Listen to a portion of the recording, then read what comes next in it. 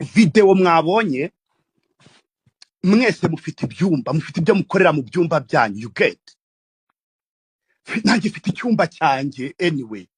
Rero ikibazo si kiri kuri njyewe, kiri ku muntu twari turi mu kuvugana. Muri kuntega amatwi sinjye kuvuga ngo Jihad yagiye hanze, ntabwo nagiye hanze gukora ikizi. Uwagiye hanze n'uwabishyize hanze. Ngiye nshobora gufata ibintu se nka recordinga. No, nitwari kumwe muri bed.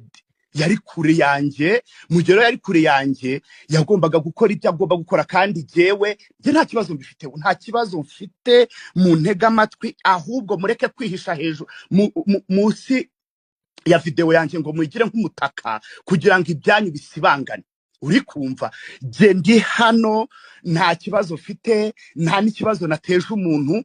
No, ubwo mugiye kubyihishamo kugira ngo bigende gute? Mwebwe ibyumba byanyu mubirimo mukora ibi, mukora ibiki?